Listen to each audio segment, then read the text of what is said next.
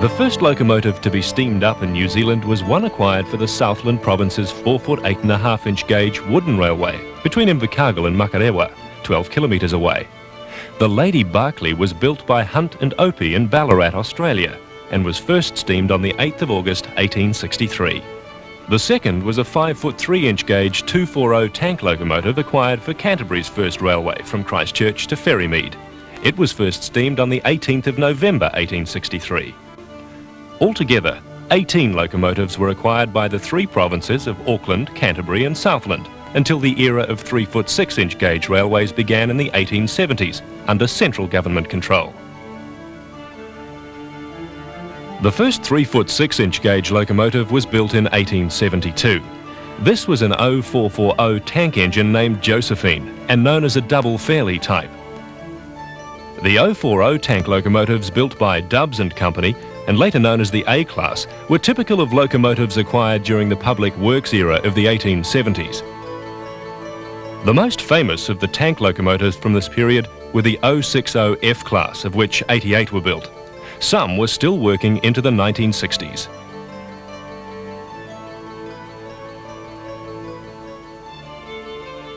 An oddity were the 042 H-Class Fell locomotives, which were purpose-built for the famous Rimutaka incline section.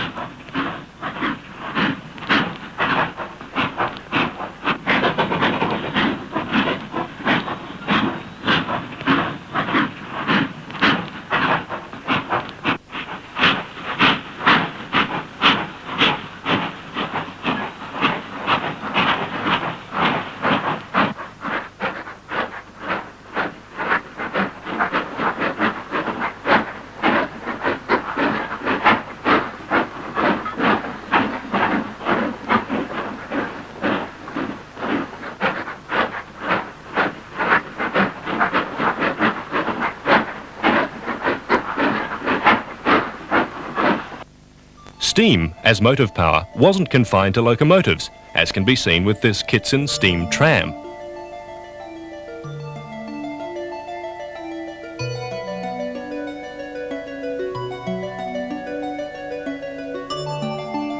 As railways traffic got heavier, so did the locomotives, and tender and bogie locomotives appeared, several coming from the American builders of Rogers and Baldwin.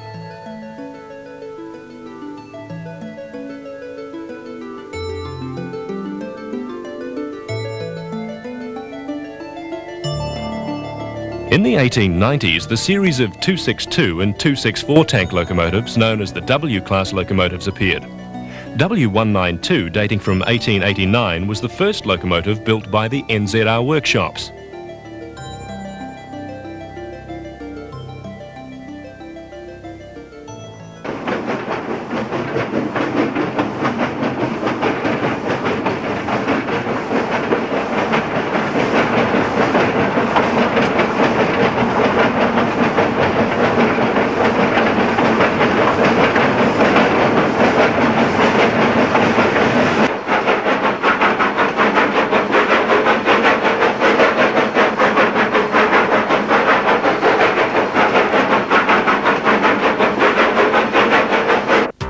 WD357, seen here, is now the only surviving Baldwin-built locomotive in New Zealand.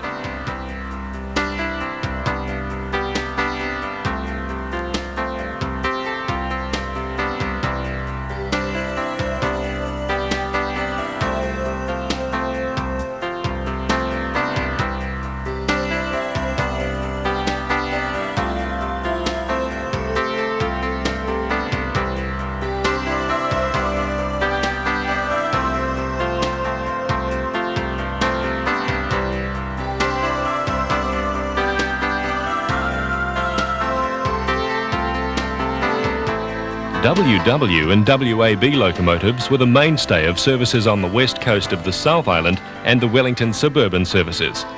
In these scenes, taken in the early 1950s, work is underway on installing catenary on the Hutt Valley lines with the aid of a steam crane.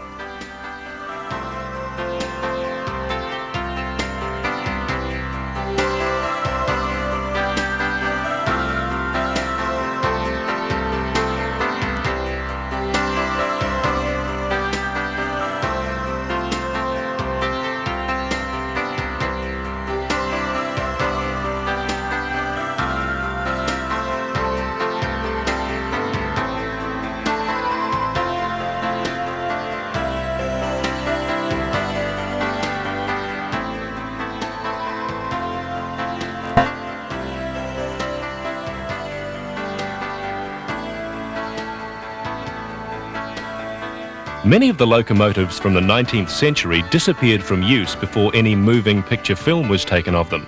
However, accurate recreations of the way they appeared is provided by working scale models, such as those seen in this newsreel footage of the late Frank Roberts Garden Railway. This Auckland garden is a little different, for in it Mr. F. Roberts operates his own railway system. It's all in miniature, but the engines and rolling stock are perfect reproductions of NZR types. Mr. Roberts on the right discusses the model's performance with his fellow hobbyist, Mr. Stewart. 45 years' work by Mr. Roberts has gone into this impressive line-up in the tool shed, shunting yards.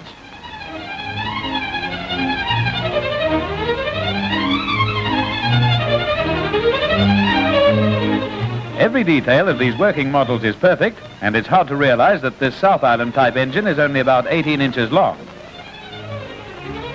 The cab is a miracle of skill and patience. Even the firebox door opens and shuts.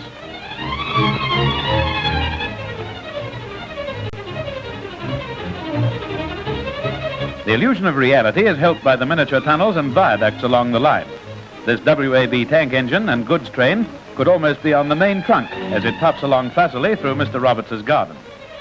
Mr. Roberts operates the trains by remote control from 2 points. The AB engine, of which this is a model, was designed by New Zealand engineers, and the type has since been widely adopted throughout the world. Overseas, it's known as the Pacific.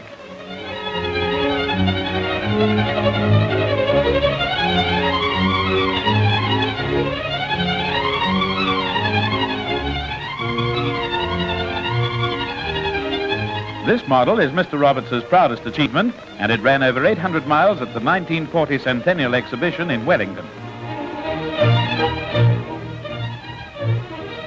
Here is the Ada, which pulled the first passenger train out of Auckland. It chugged along between Auckland and Onehunga and was christened with a bottle of champagne by Ada Henderson in 1873. Happy, wasteful days. This Puffing Billy was the first one out of Wellington. It pulled coaches like these to Te Aro and back, but how long it took to do it isn't recorded.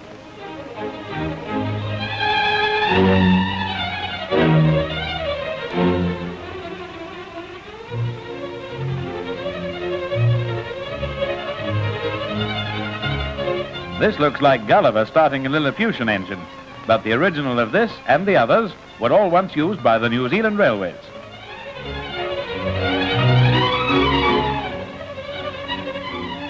It's a unique cavalcade of the Dominion's railway history, for the originals of most of these engines are now on the junk heap. Here is the first engine ever to be built in New Zealand. In its later days, it hauled one coach over short runs and was really the forerunner of the modern rail car. This is a Fairley, a near relation of Dunedin's Josephine, which is still to be seen in the station grounds in Dunedin.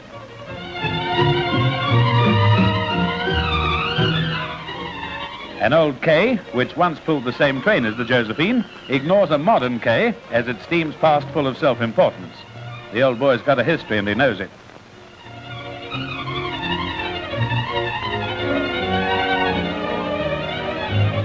The modern K, which now hauls New Zealand express trains, is Mr. Roberts' biggest steam model. It's a perfect piece of work and will haul several adults.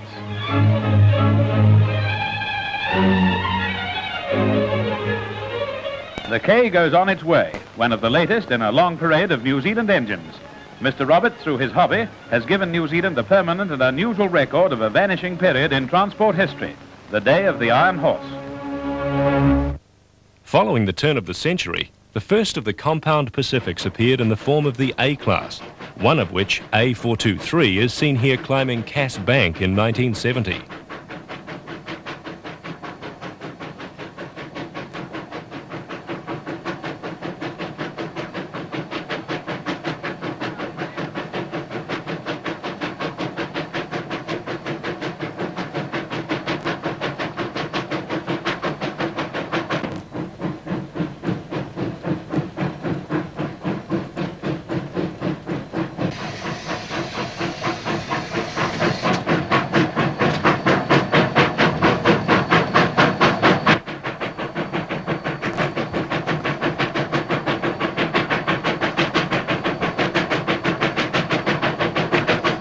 The ABs first appeared in 1915, proving to be the most numerous NZR locomotive class, with 151 being built.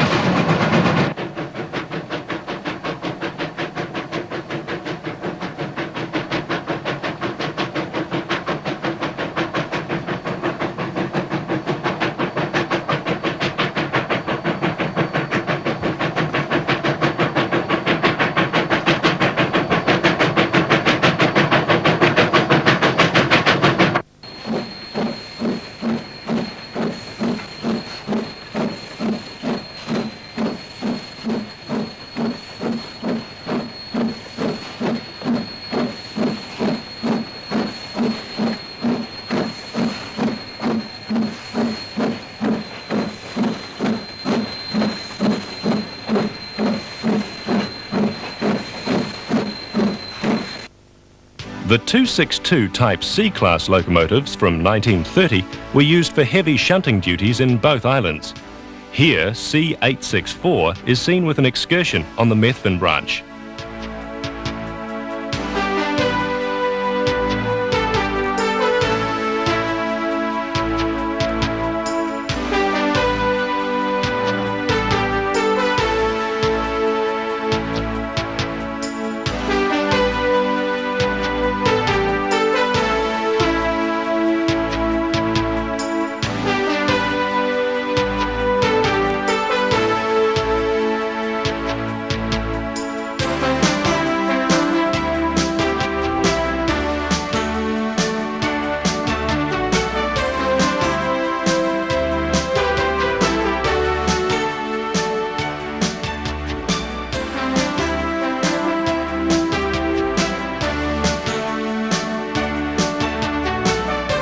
NZ steam locomotive power moved into the big league with the 484K class, which appeared on the rails in 1932.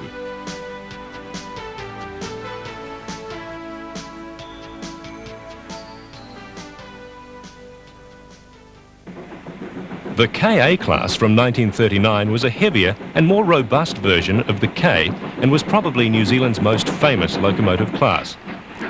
Also in 1939, 6 KBs were built for the Springfield to Arthurs Pass section of the Midland Line. They were the same as the KAs, but had an extra booster which powered the trailering bogie under the cab at low speeds. Accordingly, they were the most powerful, successful steam locomotive to be used in New Zealand.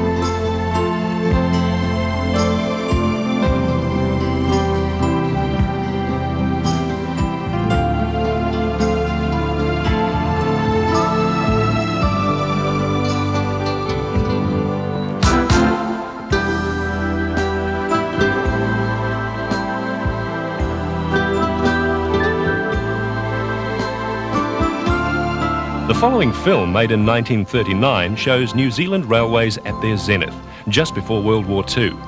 Times were prosperous. Travelling by train was the way of getting from place to place, and steam ruled the rails.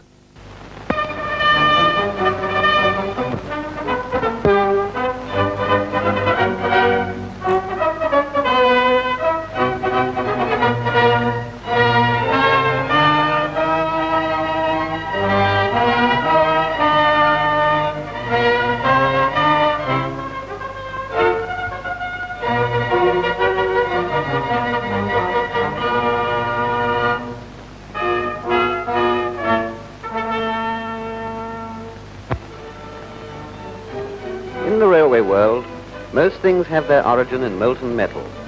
From such beginnings come even the great 16-wheeled K-class locomotives which the New Zealand Railways Department builds.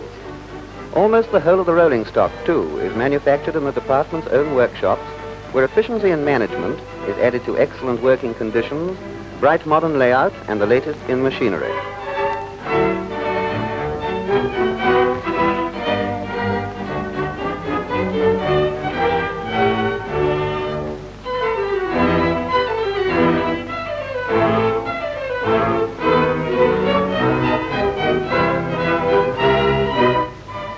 Youth always wants to see the wheels go round, and probably we've all shared this little chap's ambition to drive a railway engine at the head of an express train. The express appeals to the imagination, but it is the plodding goods train that produces most of the railway's revenue. A vast amount of varied merchandise travels by rail, and these extensive goods sheds at Wellington cover many acres.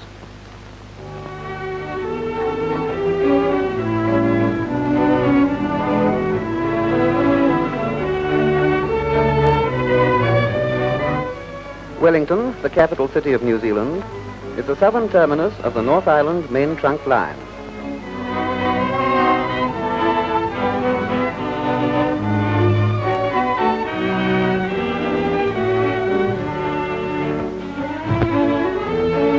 Picturesquely situated among hills surrounding one of the finest harbors in the world, this port is naturally a very busy place.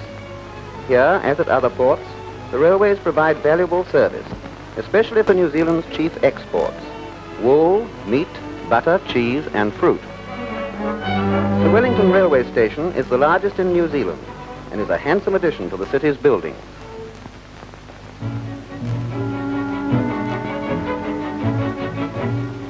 Express trains hauled by big locomotives of new design and greater power, and the numerous suburban and local trains pant along the long platforms.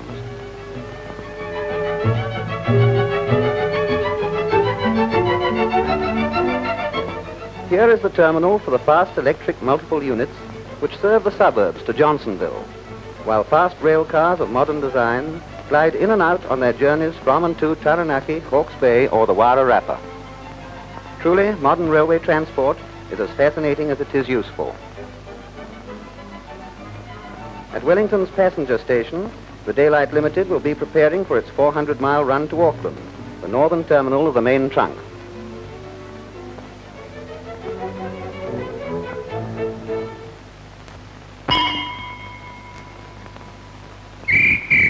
I wonder how many greetings and farewells are exchanged on the railway station in the course of a year.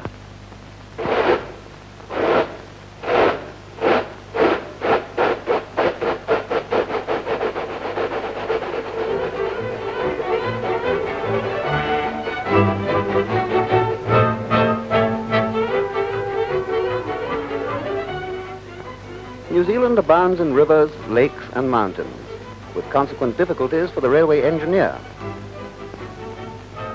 Bridges range from the 1 1/4 mile span over the wandering Rakaya River to the lofty Makohine Viaduct, and very steep grades have to be climbed.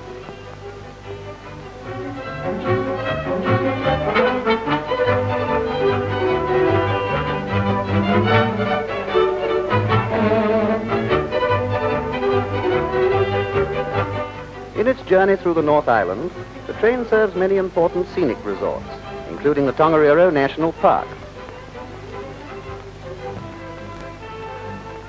The Mountain Chateau in the central heights of the island is a popular resort where golf, tennis, tramping and skiing may be enjoyed according to season.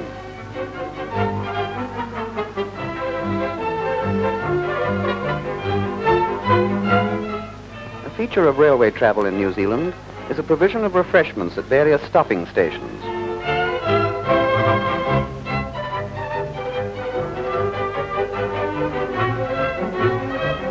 Nearing the end of the journey, the Limited slows down at the approach to the city of Auckland.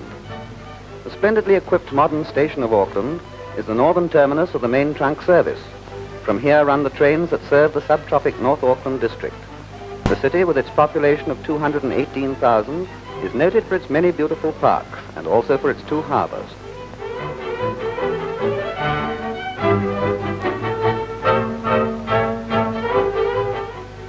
From Auckland leaves another important train, the Rotorua Express, serving the great thermal region centering on the world-famed spa, where various forms of curative treatment are provided.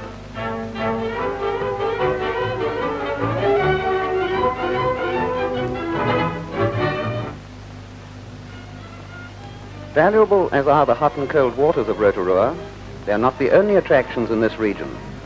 There are excellent sports grounds and angling facilities, beautiful scenery, and delightful open-air swimming pools.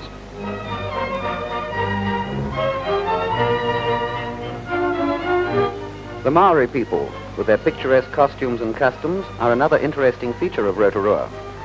Pleasant-voiced Maori guides conduct visitors safely around the spouting geysers, the pools of boiling water, and the churning cauldrons of mud.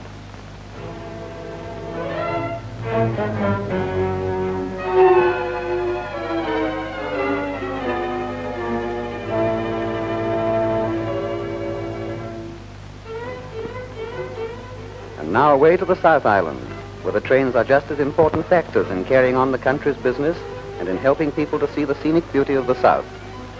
Littleton is the southern port for the Inter-Island Express steamer service, and from here electric trains run to Christchurch, the South Island's largest city. Christchurch, usually considered the most English of New Zealand's cities, stands on the broad sweep of the Canterbury Plains, along which the South Island main trunk trains have about 100 miles of flat country to traverse. Canterbury is the chief wheat-growing area of New Zealand.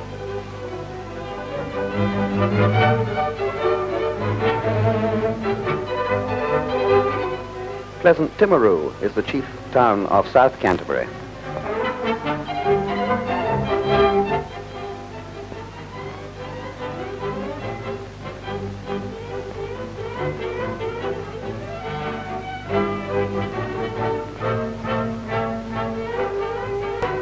Oamaru in North Otago is the next important town on the way south.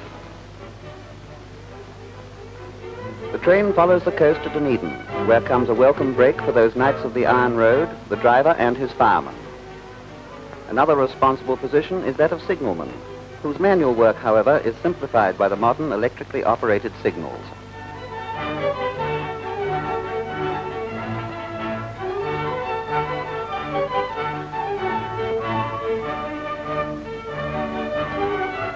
Dunedin, the principal city of Otago Province, was founded by Scottish pioneers in 1848, and today is New Zealand's fourth largest city, and still quite Scottish in character.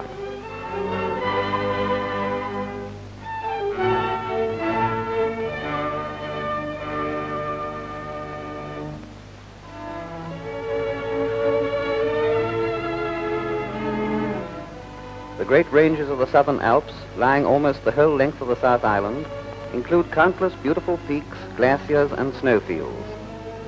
Mount Cook, of which the Maori name is Aorangi, is 12,349 feet in height, and in this region is a popular holiday resort, the Hermitage.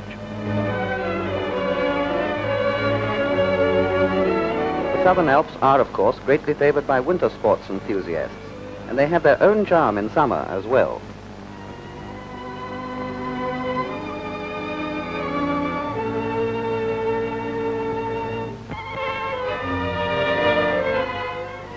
The Otira Tunnel through the mighty Southern Alps is the longest in the British Empire.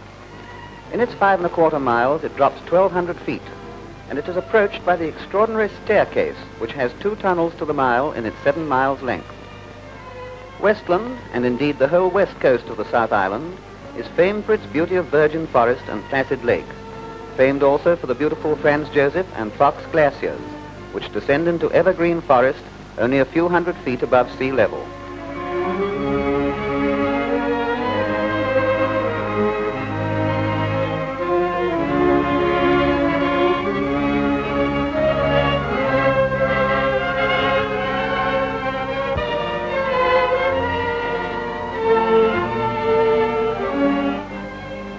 west coast, which has abundant deposits of excellent coal, is an important mining area. Indeed, New Zealand is fortunate in having a plentiful supply of coal in various districts, an asset of great value to the railways.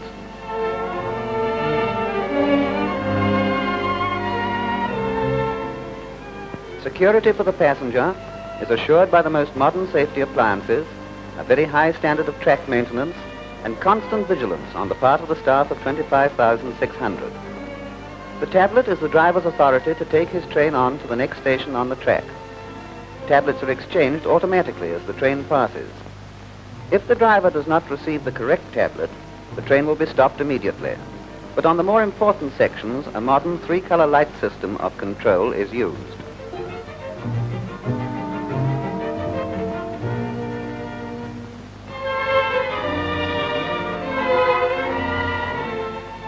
The Railway Department has a passenger steamer on Lake Wakatipu.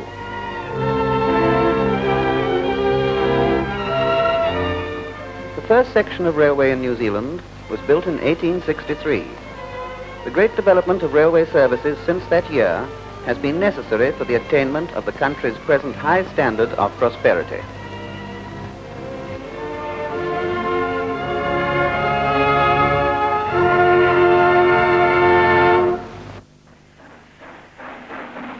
During World War II, another famous mainline general-purpose locomotive appeared with the Mountain Type 484J and JA classes from 1940. A JA class, number 1274, was the last steam locomotive to be outshopped in New Zealand in 1956. The J and JAs were used in both islands for freight and express passenger trains.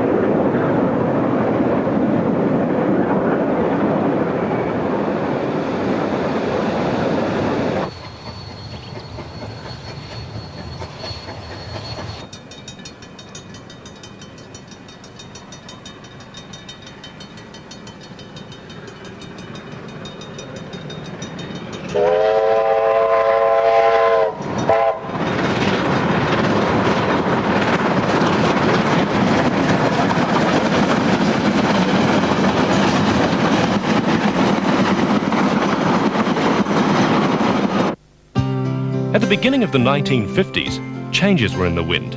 Electrics had already made their appearance in the 1920s, and now diesels were about to threaten the reign of steam, as these films from 1954 and 1957 report.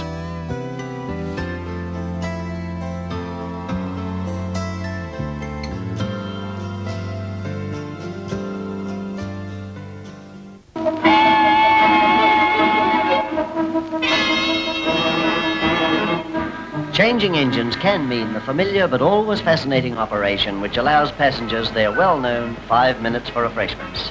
For an engine lover, of course, it's refreshment enough just to watch a proper engine like this K-type, 45 tons, with domes, funnels, cylinders, crossheads, connecting rods. All designed and built in New Zealand to haul trains of 1,000 tons.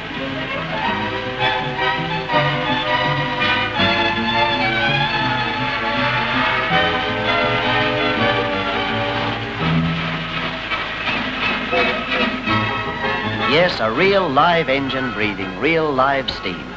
Long-lived identities they are too. This little old girl, over 80 years old, is still at work in the docks of Lyttelton.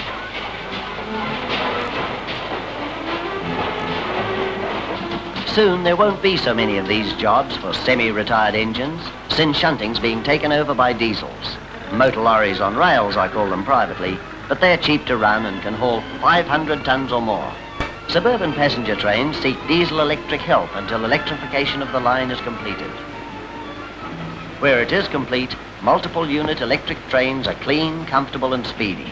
They cruise along at 45, need no coal in the yards, and put no smuts in your eye.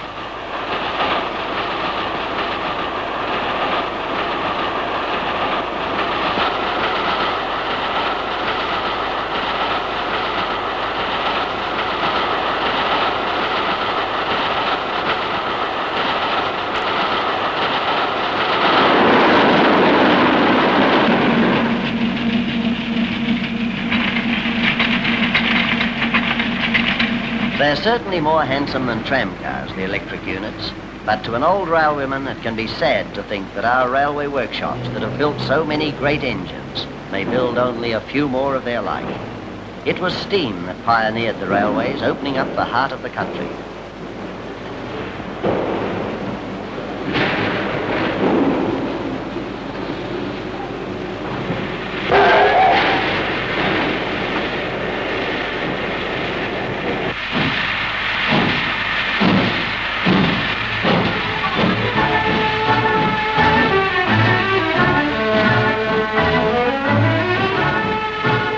One of the last batch of 110-ton JAs to be built takes her first look at the world outside the workshops.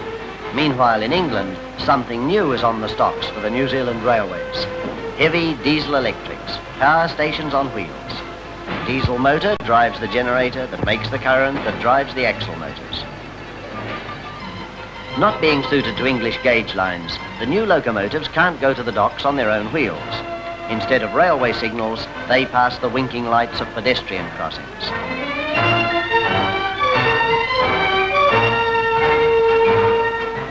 Arrived and on test on the main trunk, the first diesel-electric proves itself more powerful than an oil-burning KA and cuts costs by a third.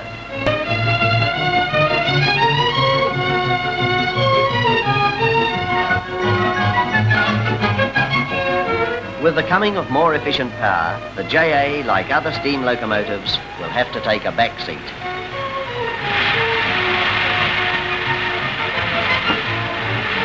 EW articulated electrics can give twice the speed of steam on heavy gradients and have about half the running costs. Taking it all in all, old engines will have to admit that the young fellows taking over are more than equal to the job.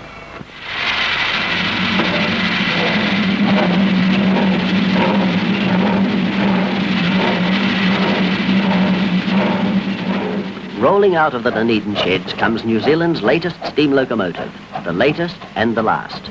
She was built in '56, and we'll make no more like her, for the days of steam are passing.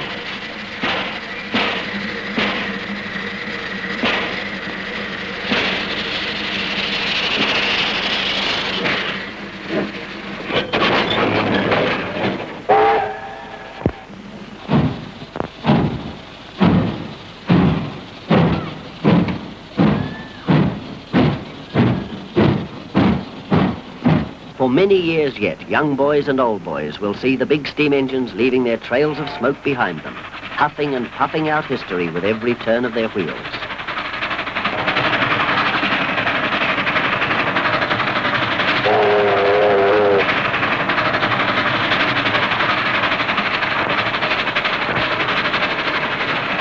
"50 miles an hour across the plains, and the Red Indians are far behind."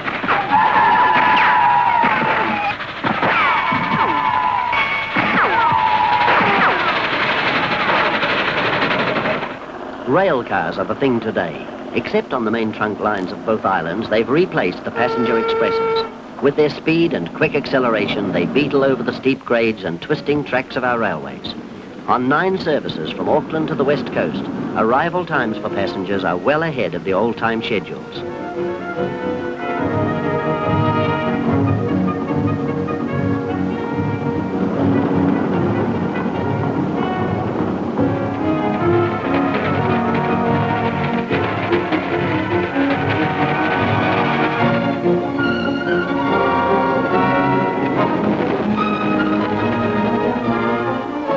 Journey's End is the smoke and steam and bustle of the shunting yards. Amid the complicated tangle of rails, engines and wagons, there's a never-ending job. Breaking up trains and putting together new ones goes on night and day.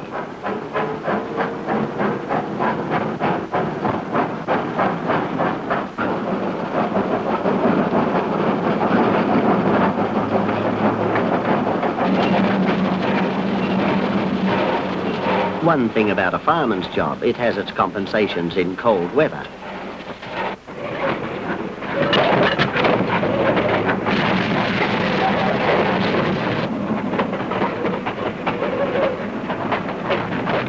Up and down the country, the old engines, the Cs, the WWs and the BBs, push and haul the wagons. But they're wearing out, and diesel shunt engines are taking over. The efficient, economical diesels can work round the clock without stops for fuel and water. As yet, only Wellington's yards have entirely lost their smoke and grime, and perhaps something of their interest for small boys.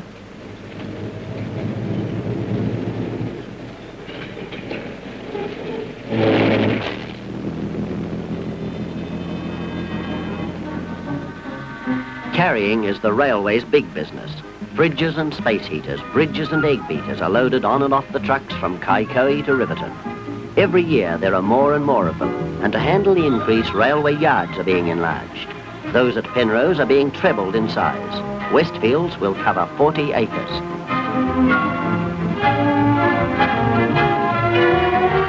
New wagons for the new yards are trucked from shipside to workshop. Prefabs, they are assembled in the local railway shops. 2,300 of these have been ordered, and every one will be needed to deal with the ever-increasing goods traffic.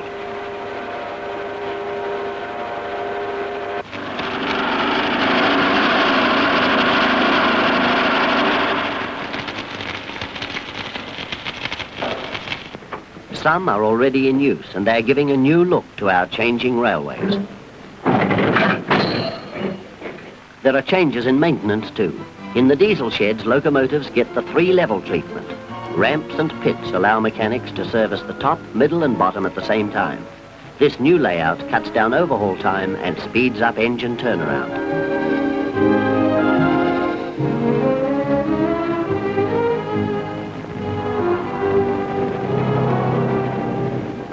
This goods train has started the long haul down the North Island from Auckland. It will stop at stations and sidings, pick up bulldozers and razor blades, swap razor blades for sheep and sheep for onion plants, carrying the produce of half the island to the ports. And the tireless diesels will pull the wagons all the way.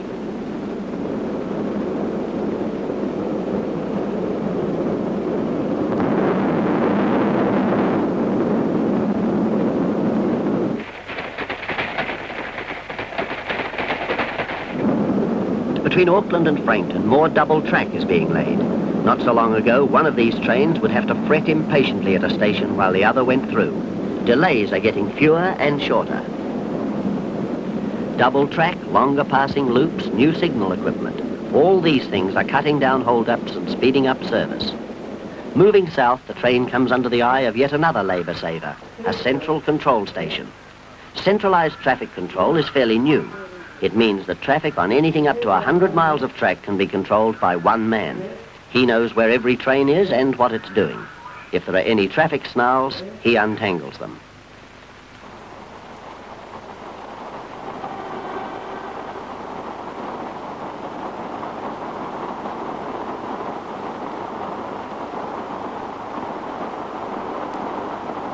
Through the King Country and south to the Raurimu Spiral.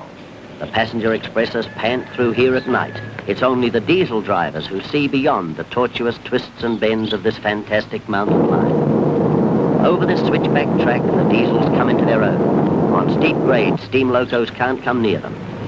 Now there are fewer stops for water, and the sound of toiling steam isn't heard so often in the bush.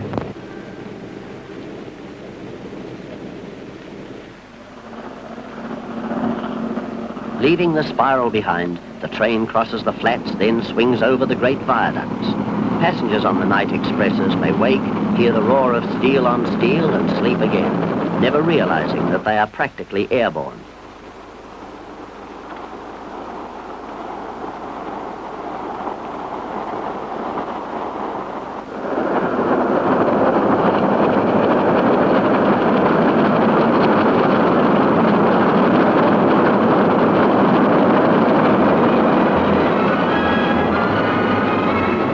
A lot of country has been left behind as the train moves south towards Wellington, towards the port. The railways are keeping pace with the growth of New Zealand. The hum of the diesels is the sound of progress, ending the steam era on our changing railways.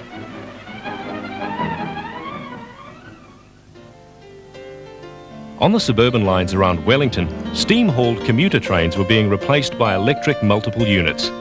The Tawa deviation out of Wellington, opened in 1937, was built to accommodate catenary, and in the early 1950s, the Hutt Valley lines were electrified, displacing the WW and WAB tank engines.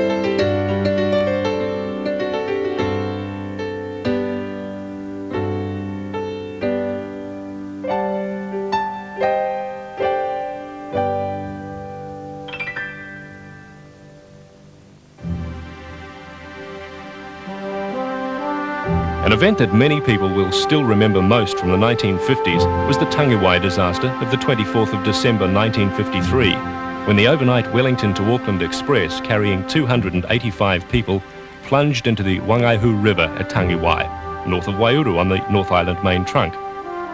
Only a matter of minutes before the train, consisting of KA 949 with 9 passenger cars and 2 vans, crossed the bridge, a torrent of water from the crater lake of Mount Ruapehu, roaring down the river, had swept away the concrete piles of the bridge, leaving no support when the train ran onto it. With the death toll of 151, the incident ranks as New Zealand's worst railway disaster and New Zealand's 5th worst recorded disaster.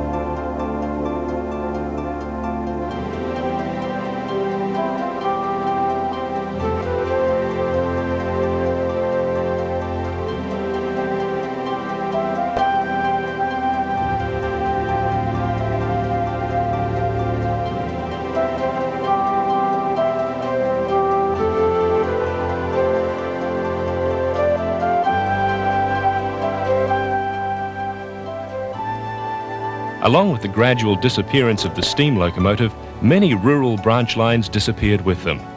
These scenes are of the junction of the 7-kilometre Waimate branch at Studham and the terminus at Waimate, which itself was the beginning of a longer line to Waihao Downs.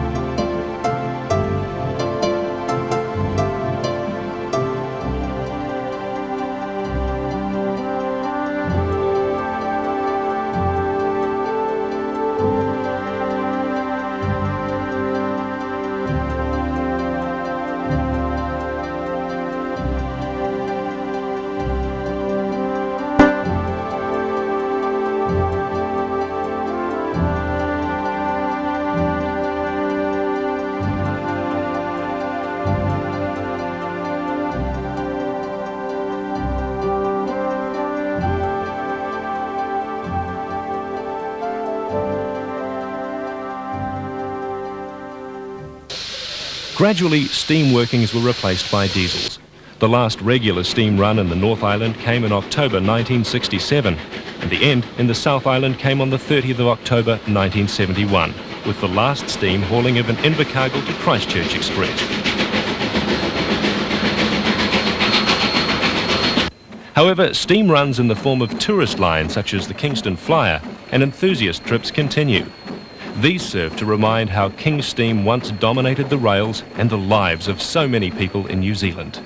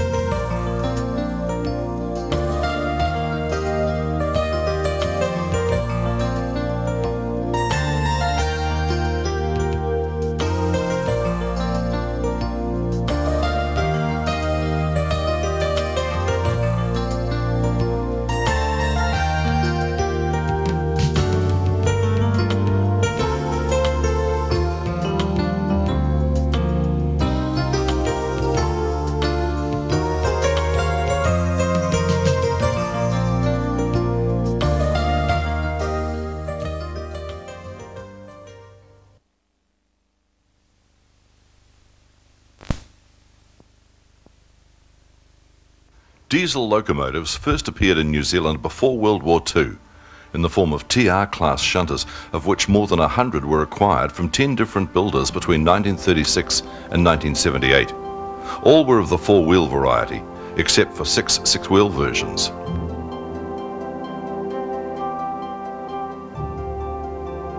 The first significant appearance of diesel traction, however, came in the form of the DS-class six-wheel shunters in 1949.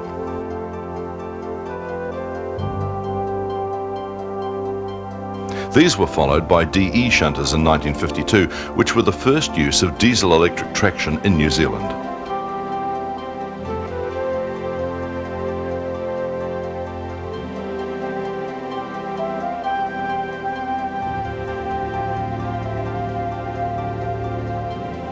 Mainline diesels first appeared in 1954 with the 10-member DF class from English Electric, who also supplied the more numerous DG class variant the following year. These scenes show the DF class in action around the Bay of Plenty, including the old line through the Kurangahaki Gorge, now replaced with the Kaimai Deviation and Tunnel.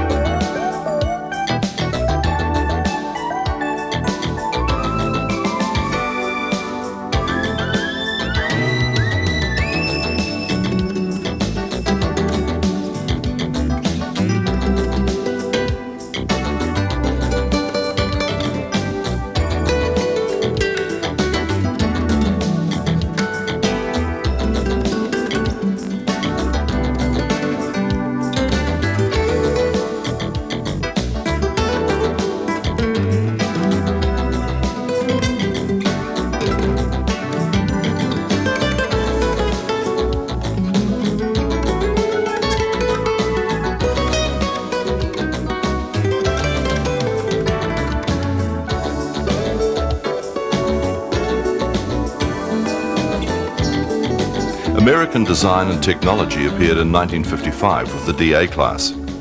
These were to be the most numerous diesel class to be used in New Zealand and dominated North Island traffic during the 1960s. They were finally withdrawn from service in 1989. The following film was made for New Zealand Railways in 1975 at a time when both its freight traffic and its employee payroll were at all-time peaks, thanks to government regulations which prevented road freight competition. In it, you'll see examples of the General Electric DX class from 1972, introduced for North Island main trunk traffic, and the Mitsubishi DJ class, introduced for South Island service in 1967.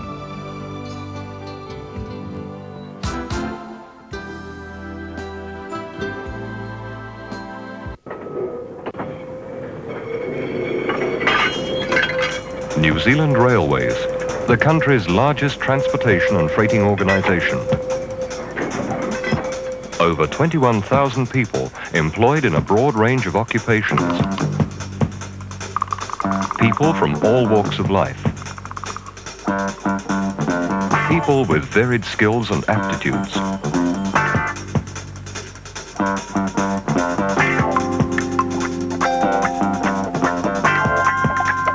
People helping the railways prepare for its greater contribution to the economy.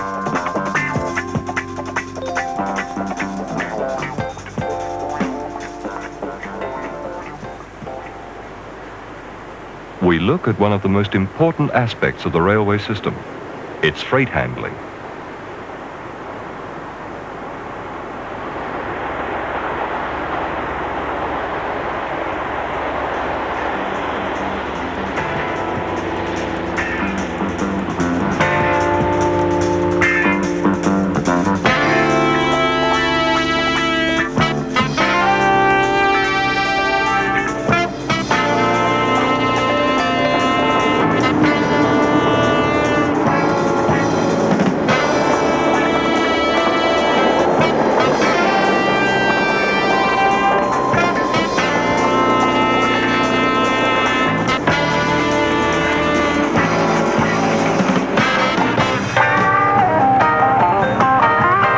The railway carries over 13.6 million tonnes of freight a year between 800 railway stations.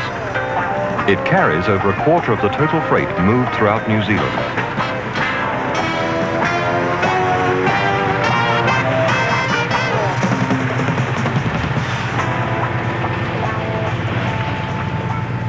An ever-increasing portion of this freight is being carried in containers. Goods from overseas are railed from the container terminals to destinations throughout the country, and containers of export cargo are railed back.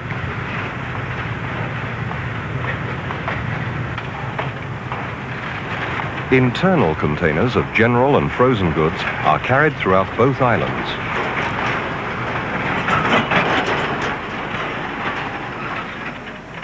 But containers are only one aspect of freight handling.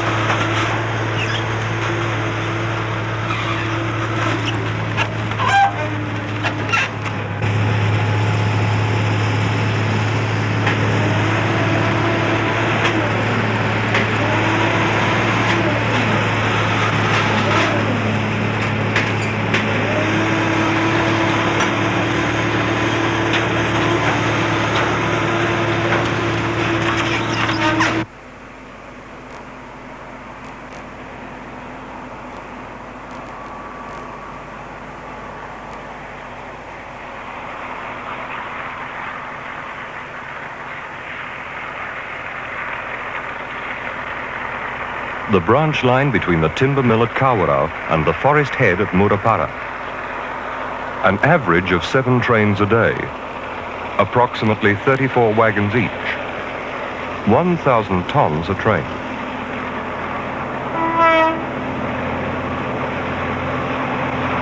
Nearly 2 million tonnes of logs a year.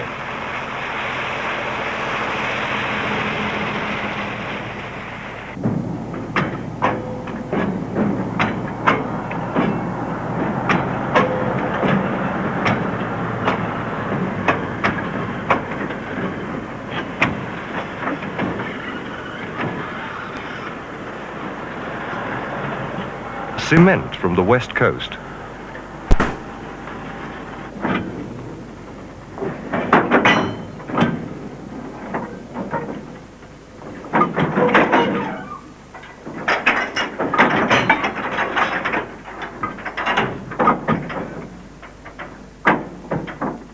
Over 250,000 tons a year carried for the construction industry of the nation.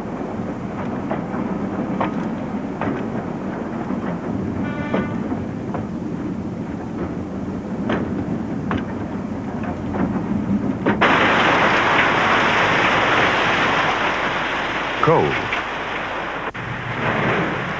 Loaded on the Westlands Rewanui Incline, New Zealand's steepest section of rail track.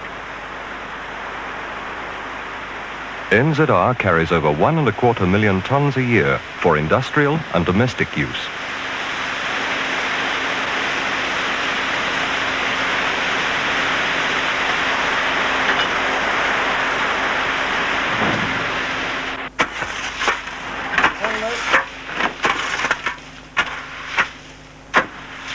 So where's it in the middle?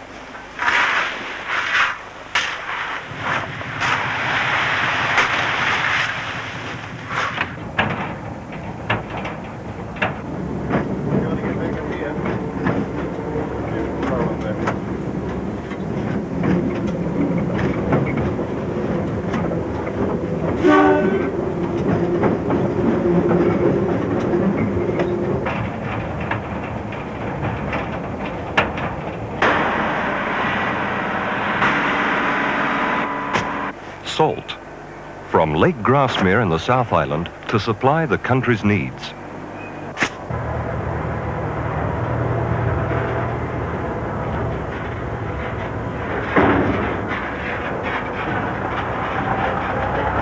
Flour,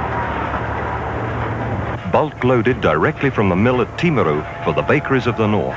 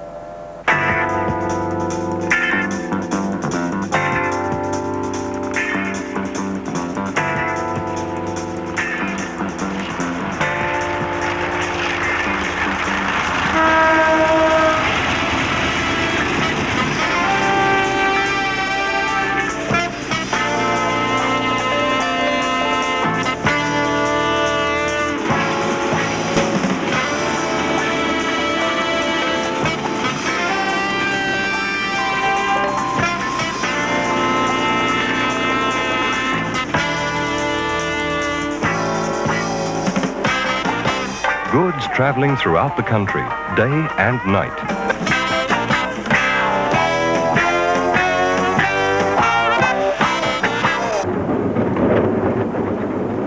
To sort the large volume of freight, the railways have special marshalling yards. The largest is just north of Hamilton. 48 kilometers of track, 210 sets of points. Te Rapa. Now 262 away at 36. And 631, what's following 631? 257. No, not at the moment. I pushed one right, but they're parked up again at the moment. 631, 202 at the moment. Okay. The main trunk line from Frankton to Ngaruawahia is controlled from the signal box. 44 sets of points, 72 signal lights. The box is manned continuously. Plug in for 708 now.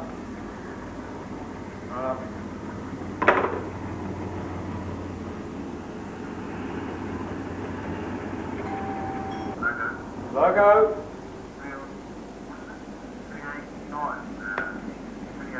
Thank you.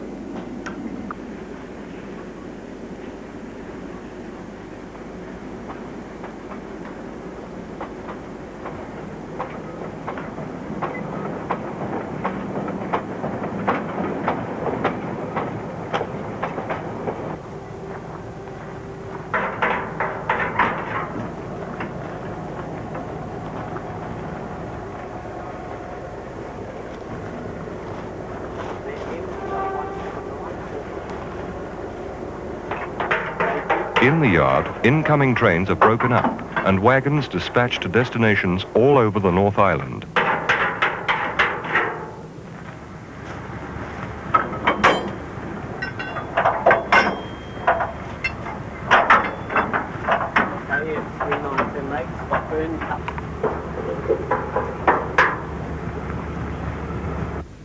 LA 22642, Penrose, Tuck.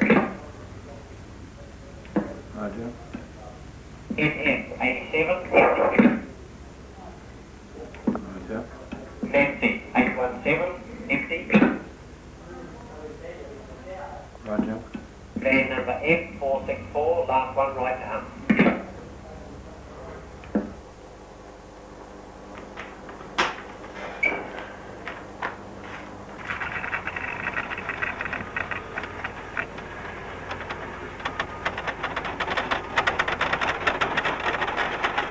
The wagons are propelled over a hump and allowed to run by gravity down to the various classification sidings.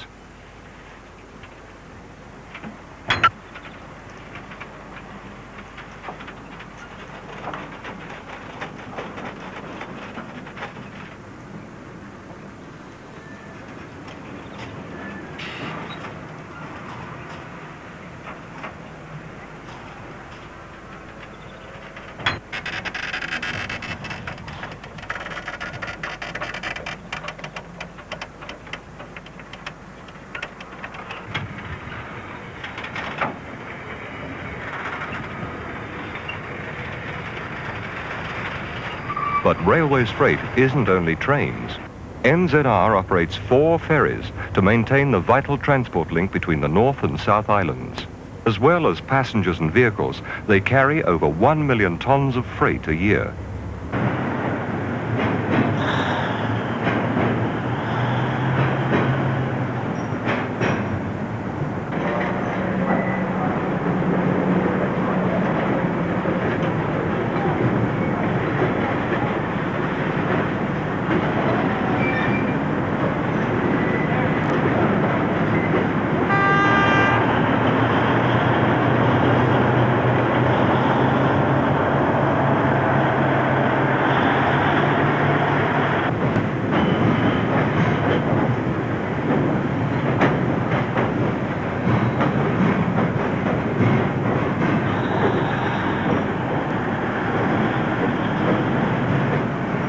Link span berths allow for turnarounds of less than 1 hour. The ships make over 4,000 crossings annually.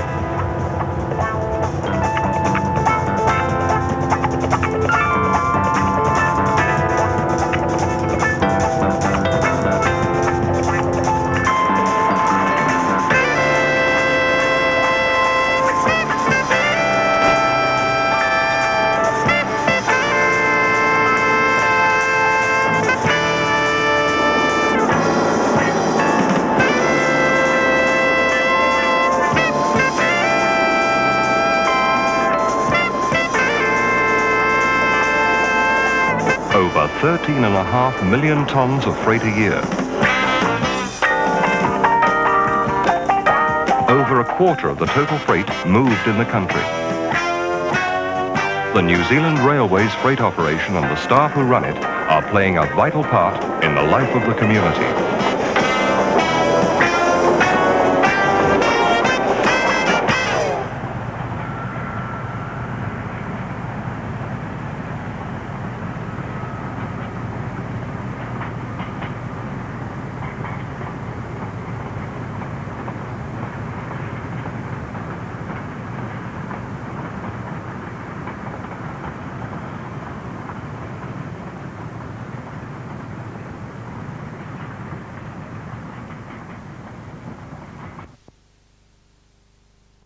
In 1966 came a small final delivery from English Electric, the DI class, built at the plant in Queensland. Apart from the DX, locomotives introduced in the 1970s were the 30-member new DF class heavy haulers from General Motors of Canada, as well as 85 rebuilt versions of the DA, the DC class. At the same time, 10 members of the lighter DB class were rebuilt, known as DBRs. Bogie shunters had appeared in the 1960s with the DSC class. In the late 1970s came the DSG class and the General Electric DH class. The most recent class of shunters were 5 single-engine versions of the DSG, known as the DSJs. By the mid-1980s, government protection for the railways was being abolished, and the competition was starting to bite, as these commercials show. 2 engines and a handful of men to haul 900 tons of timber out of the Kaingaroa State Forest. Laid end to end, that's about 46 kilometers of trees.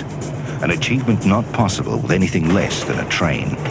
And an achievement that's successfully completed not once a month, but 6 times each day. When it comes to large hauls, nothing can take it like a train. We're the New Zealand Railways, and we're putting a great deal on the line. Last year, the New Zealand Railways came out to face the competition, head on. We promised quicker arrival times, door-to-door deliveries, more efficient freight movement. And we delivered the goods. But there's more to come. More good news for freight users. More tough news for our competition. Because we're the New Zealand Railways, and we're putting a great deal on the line.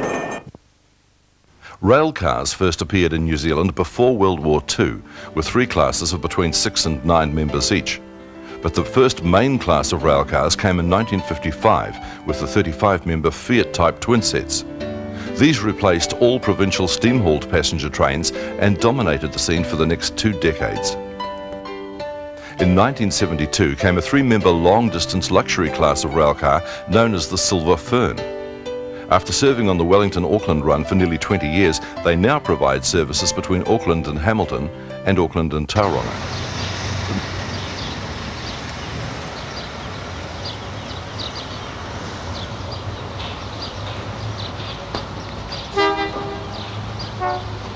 The most recent rail cars to be introduced in New Zealand were 2 classes for Auckland suburban services, obtained second-hand from the Western Australian capital of Perth. These, totalling 19 2-car sets, had been made redundant there by electrification and arrived in Auckland in September 1993.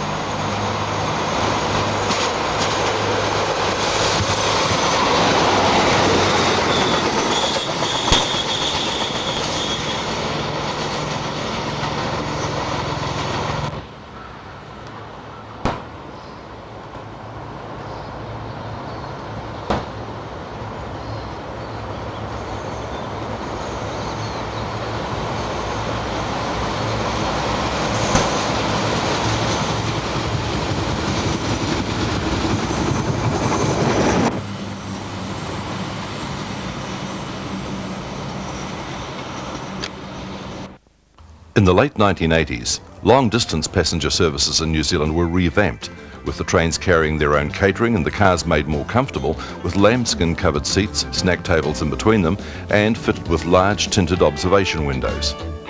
The trains are now known as the Overlander between Auckland and Wellington, the Bay Express between Wellington and Napier, the Coastal Pacific Express between Picton and Christchurch, the Transalpine Express between Christchurch and Greymouth, and the Southerner between Christchurch and Invercargill.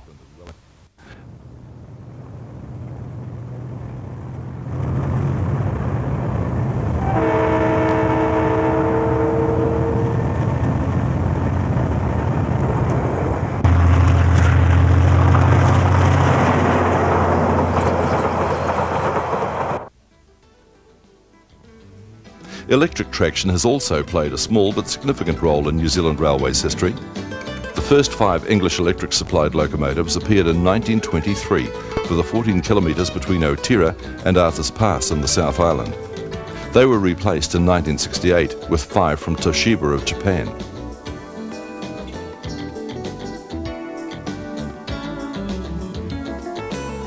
Next came 6 locomotives for the 10-kilometre Christchurch to Lyttelton line in 1929. These lasted until 1970.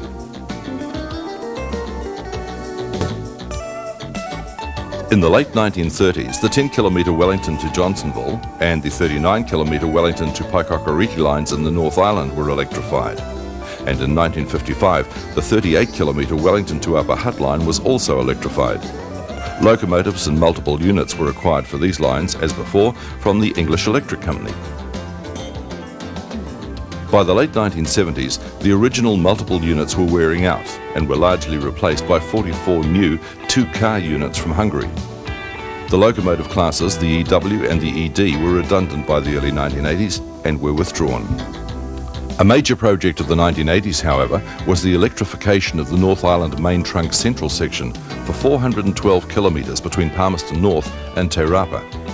Accompanied by major deviation works, this project was completed in 1988, and 22 new Class EF locomotives now work most trains over this line. An exciting new era in railways will begin soon. Trains will be clean and quiet, carry heavier loads, and arrive sooner.